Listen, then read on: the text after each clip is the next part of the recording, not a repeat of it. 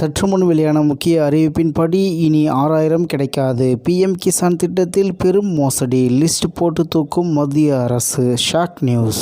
செய்தியை முழுமையாக கேட்கறதுக்கு முன்னாடி நம்ம சேனலை சப்ஸ்கிரைப் பண்ணலாம். சப்ஸ்கிரைப் பண்ணிக்கோங்க. மறக்காம பெல் பட்டனை கிளிக் பண்ணிக்கோங்க. அப்பதான் நம்மளுடைய அப்டேட்டட் நியூஸ் உங்களுக்கு உடனுக்குடன் வந்து சேரும். நாடு முழுவதும் உள்ள விவசாயிகளுக்கு உதவியாக மத்திய அரசு செயல்படுத்தி வரும் பிரதான் மந்திரி கிசான் சம்மான் நிதி, அதாவது பிஎம் கிசான் திட்டம் குறித்து தற்போது புதிய சர்ச்சை எழுந்துள்ளது. அதாவது பிஎம் கிசான் திட்டத்தில் கணவனும் மனைவி என இருவரும் பணம் பெற்றுள்ளதாக சர்ச்சை எழுந்துள்ளது. இந்த திட்டத்தின்படி குடும்பத்தில் ஒரு உறுப்பினர் மட்டுமே இந்த சலுகையை பெற தகுதியானவர் என்ற நிலையில் இது தொடர்பாக அனைத்து மாநிலங்களுக்கும் மத்திய வேளாண் அமைச்சகம் கடிதம் அனுப்பியுள்ளது. மேலும் விவசாயிகள் நலனுக்காக 2019 பிப்ரவரி மாதத்தில் தொடங்கப்பட்ட இந்த திட்டத்தின் கீழ் ஆண்டுக்கு ரூபாய் 6000 நிதி உதவி 3 தவணைகளாக வழங்கப்படுகிறது.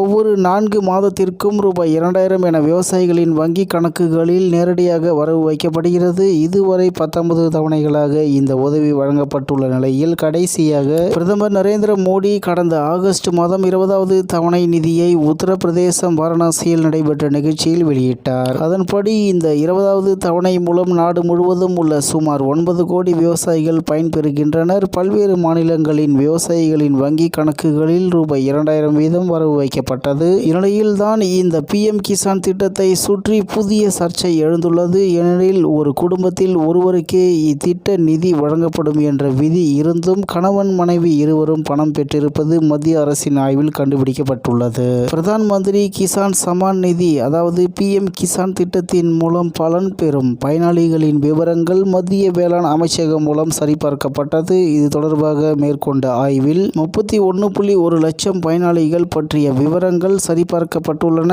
அதில் 17.87 லட்சம் பேர் கணவன் மனைவி என உறுதிப்படுத்தப்பட்டுள்ளனர். இதன் மூலம் ஒரே குடும்பத்தில் இருவரும் நிதி உதவி பெற்றது விதிமுறைகளை மீறிய செயல் என்பது குறிப்பிடத்தக்கது. இதையடுத்து மத்திய வேளாண் அமைச்சகம் அனைத்து மாநில அரசுகளுக்கும் மற்றும் யூனியன் பிரதேசங்களுக்கும் கடிதம் அனுப்பி அக்டோபர் 15க்குள் பயனாளிகளின் விவரங்களை சரிபார்த்து தவறுகளை திருத்தும் பணியை முடிக்குமாறு உத்தரவிட்டுள்ளது. திட்டத்தின் விதிமுறைகளின் படி ஒரு குடும்பத்தில் ஒருவருக்கே, அதாவது கணவன் அல்லது மனைவி இத்திட்ட நிதி கிடைக்க வேண்டும். ஆனால் பல இடங்களில் விவசாய நிலங்கள் இருவரின் பெயரிலும் பதிவு செய்யப்பட்டிருப்பதால் சில இடங்களில் தானாகவே இருவருக்கும் நிதி வந்துள்ளது என்று அதிகாரிகள் விளக்கமளித்துள்ளனர். மேலும் மத்திய அரசு இதை மிக முக்கிய பிரச்சனையாக கருத்தில் கொண்டு இனி இரட்டை பலன்கள் வழங்கப்படாதவாறு மாநிலங்களுக்கு தனி வழிகாட்டுதல்கள் அனுப்பியுள்ளது. இதனால் வரவிருக்கும் தவணைகளில் பயனாளி பட்டியலில் மாற்றங்கள் செய்யப்படும் வாய்ப்பும் இருக்கிறது என மத்திய அரசு துறை வட்டாரங்கள் தெரிவிக்கின்றன என்று தகவல் வெளியாகியுள்ளது என்பது குறிப்பிடத்தக்கது.